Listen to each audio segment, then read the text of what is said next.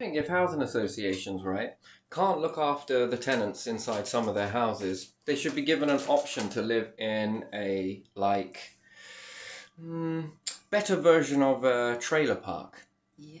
where the Four Seasons version that can cope with all the seasons, and especially if they're going to be discriminating people, it might be an alternate. It would be better for government's pocket on housing benefit to pay out. And again, this should be a sort of implemented in a way that is optional.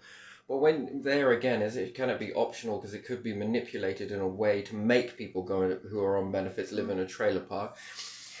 But at the end of the day, when you think about it, all of the fixtures, water fixtures, and all of that, let's say the taps that go in and the toilets to flush out, you can see all of these pipes from under, and if it leaks, it can be dealt with very quickly because you won't want that all over the land. Plus, if the water leaks, this can be dealt with very quickly. And today, in a modern world, where we now have things like dehumidifiers. I mean, gee me, we got two in the house running, like the clappers, and they just will not stop sucking moisture out of this building anyway. Could you imagine putting one of those, at least one of those, inside a static caravan, for example? And again, it gives you a peace of mind, let's say, that if you were able to rent these out, or at least buy yourself one, it's not going to be as much to maintain it. They're going to be warmer. They're going to be cheaper on the bills. Sure, people might argue that there's not enough space, but are you in every single room of your house at once? Not really. And would this give an alternate, to be honest? Because they'll say, oh, but they get mold. No, I don't know. Some of these buildings are less than adequate for animals, let alone people. You know, we do look after animals more better than we do anybody who's on low income or benefits. And I think that's quite sad because that goes to show you that even in older times where they had people in different psychiatric wards, if I said that correctly. I didn't. I fumbled on my words. But they had people in zoos that were paid more. Actually, not people. They had people in psychiatric wards that were paid less than people who were inside. No, it's not people. Animals that were inside zoos were paid far more than people who were in, less than adequate living conditions, to be honest. And I feel that it's really sad that we're one of the richest countries and we don't look at the way we treat individuals, other individuals, and just the way that some things are so bloody mouldy and just left for problems. And they've made paints that are anti-mold paint. They can't paint. I think this should be illegal.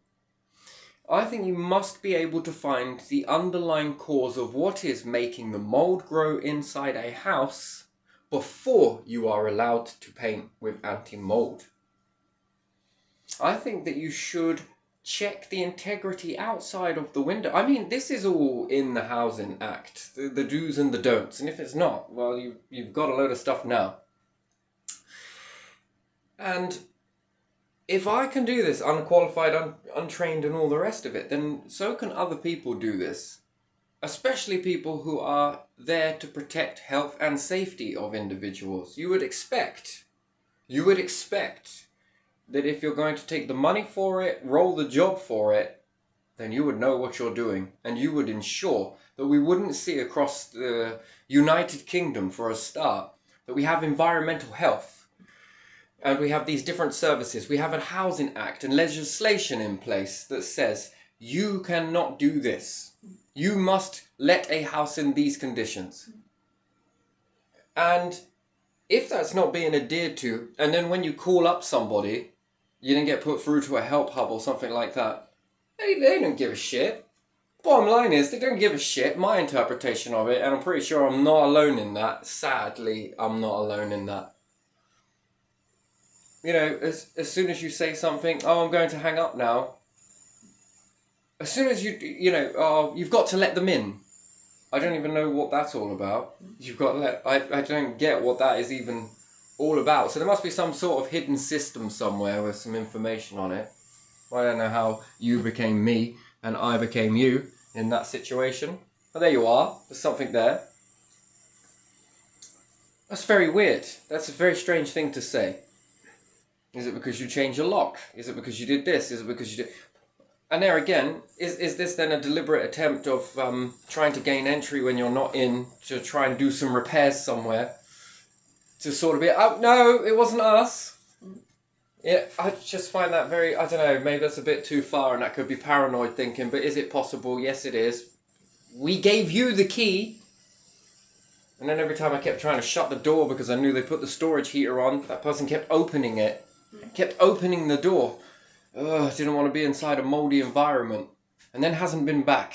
Which, again, not really, I don't mind it, and I do mind it, and I don't mind it. And did you, at the Help Hub, did you point all of these things out to the lady or the person? Lady, I'm pretty sure she said lady. How she knew that, I don't know. When you went to look around the property, what, when you're staring homelessness in the face, and these jobs should have been done, and again, that's admitting then that they were in the property and missed all of these things, but they're supposed to be a void team and they miss all of these things. And then there is environmental health who you would thought would go around and inspect these properties before they even allowed to let them to people who are homeless, because again, that came from the council as well, didn't it? So if the council gave this and they're turning a blind eye, then there's no one checking up on this person, checking up on this person, and no one checking up on this person, and then the person that is letting the house and showing people around, they're not checking. Are you okay with this, are you? And then it's a lot of this, and then if people don't know what to do in those situations, that apparently then you're supposed to check around. You're supposed to fine-tooth comb it. And then are you in a position to check around that? Are you in a position to say no to that? Are you in a position to be too fussy? Or are you trying to save yourself from homelessness? And if you don't accept it, ooh, we might not help you. And therefore, that puts you into a box where you have to accept it and you can't be picky and you're not allowed to pick faults because you might not get some keys and then you might be on the streets. That is your alternate option. It's either accept this, and that's why I feel it's discriminating. That's why I feel like many other people are being forced to accept these buildings that they can't sell. We can't sell it. Why? Because there's some issues with the foundation, or there's some issues with it. It's a pretty bad house. We wouldn't be able to sell these houses. Okay then, let's give it to the homeless. They're desperate for a house. Let's give it to them. We won't build it, we won't fix it, we won't do anything with it, we will just give it to someone who's desperate for it. They're not allowed to moan either. Well, how are they not going to moan? Well, because, 3 strikes and they won't be allowed to accept the home. And then we done our duty to protect these individuals, but they were too fussy. And then there are children going into this knowingly, and they know this. They don't care. It's not my children going into it, it's yours. You have no right.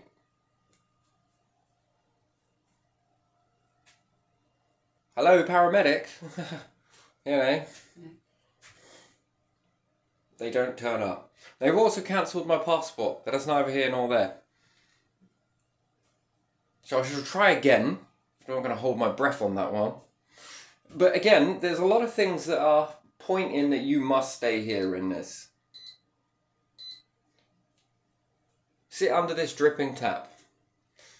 Because apparently it damages your brain. That's a lot of things that keep on coming out, that it makes you stupid and it does this and it does... And this is interesting to me. It's not interesting, it's sickening, is what it is. That certain places along the positioning and this, that and the other, it's, you will take this and like it. And I wonder if this gives us an alternate. It's not great, but I think it's far better. And it's a start, actually, because it's more people can share these areas. And to be honest, they're not that bad. These static caravans and stuff, I've lived in them before for many years, actually, and it was a very nice experience, to be honest. And they can And it's fixable. You can move. Again, if you've got problem neighbours, right? What do? Move. It's as simple as that. Up sticks and leave until you find a community of individuals who are more like-minded. This helps people sort. The world is big enough for two people in a disagreement not to live next door to each other and go off in different areas. Some people like cats, some people like dogs, some people like owls. And then it gives you a chance to sort of be a community of ones that love cats. And then you start to align individuals and find individuals that then can group together as individuals, not to cause any problems and to start hating on the other that are not like that. No. But it gives an opportunity then, doesn't it, for like-minded individuals to stick together, which is community, is it not? A bunch of individuals that come together, that share common beliefs, perhaps share common ways of being, doing things, and then you're not so alienated because you haven't got such this mix everywhere of different people that perhaps you might get on your nerves and you might get on their nerves. And then what? When you call up environmental health to deal with issue neighbours, they don't do nothing. They haven't done for the best part of decades. And in fact, I find that their methods are very detrimental to your health. Yeah, write it down. How did it make you feel? How did it... this was going on in the days of my mom, when we moved into a place and the neighbour was threatening to kill my mum, rape my mum, and then he points in my face because I get angry with him. I was 12 years old when this was going on. And he points in the council put us into this building, by the way, told us there was no problems with it. It was a lovely area and all of this. He gets in my face and he goes, oh yeah, and I want to fucking kill you first. And my sister. He actually aimed his car at my sister, and the police, when my mum called the police, do you know what she got told? That there's nothing the police can do about it until one of your children is killed. But here, right in this book, and then I find myself going through some situation with a particular neighbour, and it was all, write this in a book. How did it make you feel? And do you know how depressing and toxic that is? Do you know how detrimental to your... Especially if you anxiety and you have depression as it is, this amplifies it. This is the reverse of an antidepressant. This is a depressant mechanism. And it doesn't go anywhere. It doesn't... No one does anything. You just write this in. Oh, just keep on going. Here's another one. We might be able to, we might not. Oh, we'll come out and we will inspect it. But they send a letter to the other person letting them all know that they're going to be coming out and monitoring at certain areas and different things like that. Nothing quite like telling the other person that you're going to come out and protect them, and they then quiet down and then it all escalates back up again. And we went through this for many years, and in the end, violence is not the answer. And then my mum goes and seriously does some stuff that perhaps is not the best thing in the world for children to witness. Especially, it was our birthday, actually. Protecting mother was protecting her children in a way, so perhaps it was the wrong way, but after years of just doing that and going through all of that stress, and I think that's the main catalyst for my anxiety. I didn't want to go out because you'd be accused of things if you did go out. Things that were not true. It's just, you can't prove it. That's the difference. Anything that went wrong, you were blamed for it. Not because you did it, but because you were at all-out war with individuals. And I think that would then suppress this type of situations that arise, and they do. And, then you brought up on the belief that no house is empty because it's a good house. A house is empty for a reason. And then when we get digging into individuals that perhaps lived here, there's been some little telltales along the way that are very interesting, that then illuminate your path now. And if it's been going on for as long as I believe it has, then the association has just done nothing. They've had this many attempts to sort something out and have failed at every option. And no doubt these individuals have pulled in environmental health, but again, and then that's a waste of career, waste of money. What could that money be used on if that wasn't happening? And then we got a help hub that when you're trying to talk, put the phone down on you. Practically, that is no help at all. They were helpful in one aspect to get me into this building, but when it comes to sorting it, go away. Please, may I get that recording of that phone call? Oh, I didn't know you were allowed to get them. It's twice I've heard the same sentence. One is with Saffron and one is with Help Hub. And then you'll say, oh, but then you don't have no power, no this and no that. So you go the right way, you do the right things, you write this down, you do that, you write this, record this.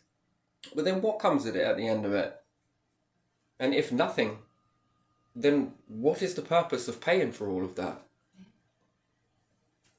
What is even the point of that even being in existence if there is nothing coming from it?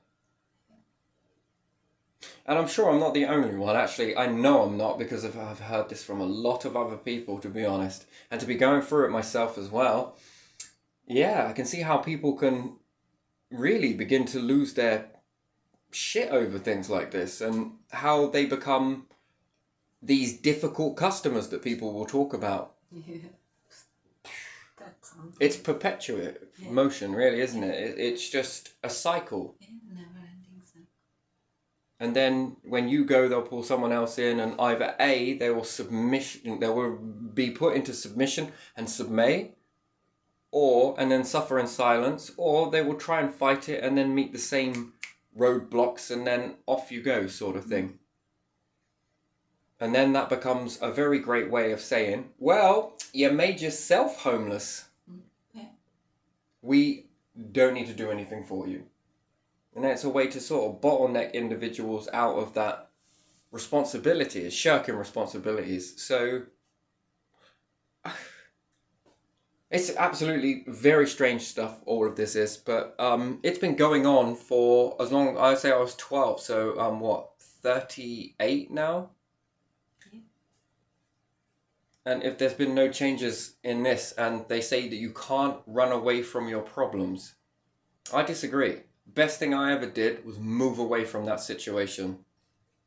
It cost a lot, but in terms of health and happiness, again, and then we sort of out of a frying pan into the gravy, I guess. And then it just makes me look around, sort of thing, at the society that I've brought up in, and it's sort of that illusion of it being a great, it's just being shattered at every turn you go to, sort of thing. It's just shattering everywhere, and it's not disheartening, but it poses that there needs to be more done, and the only way to really do something about it is to rise up and fight it, but not in the sense of fight, but find solutions to the situations. But then when you start to find solutions, it's almost like no one is listening. No one wants that. Nah, I don't want it. Go away. And then you send the council ideas, you send this ideas and different things like that for free. You don't hold any copyright, no name or nothing. You're not really get anything anyway, to be honest, but just silence and just, and then I just kind of find that really strange, that it's your country, it's your country, it's your country, but it's not, it's their country, it's our country, we say, you do. And then that is then what? Then that shatters another illusion. These were not the taxes that my grandfather paid into the pot on the promises that were to be returned for doing this, and the family that works and pays into this pot. These are not the promises that were said to them as to why they were paying this and what it was going to be for. These promises have not been delivered.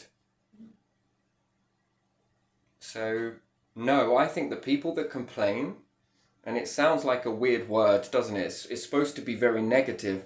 It's not negative, it's positive, because complaints, if our hunter-gatherers didn't complain about the world that they lived in, having empty bellies rather than full ones, society would never have moved the way that it has. So when you complain, it's not complaining, it's demanding change and what should rightfully be here. And then if you can get it so that it starts to rise and get change here, then is it possible, I ask the question, is it possible that you can create change by complaint in other nations too and help free them from situations that they find themselves in through no fault of their own, just for geographical location? And a large amount of it, just people not giving a shit somewhere along the line, or maybe they do. Well, I don't know. It's yet to be seen. I think they do care, but to me, it looks more like money they care about, that shallow pursuit of the money, and not the goodness that it can bring and power in positions, but not to unlock potential in other individuals, but to keep them down. Submission and dominance. That is not a life that should be accepted, I think. And that's why I want to do more than I can to try and help individuals get out of this stuff and not lose their mind. But somewhere try and bring everybody together. But it doesn't seem to be progressing, and perhaps it is, but it's slow. I don't know. So yeah, I wonder if perhaps a big piece of land and a lot of static caravans on it, because if all individuals in that situation got together, they could all afford the land to live on, like-minded individuals, then you really build a sense of community and common people who share the same interests that begin to flock together, not to cause trouble, not to point out other differences in other people, but because they want to live in that community, want to be that community, and not be separate with different influences and have their influences influence other people in a negative way, but in one that's a positive, and a positive change and impact that then begins to stir in the minds of everyone and children that grow up inside of this. This is just wonderful, I think. Not this. So a difference. I don't know. But what's your opinion on that? I mean, I'm sure loads of people have been through the same situation. And I think it's a bigger number than we actually care to look at. Power of community, power of unity, and united on your differences. Yeah, that's a beautiful thing.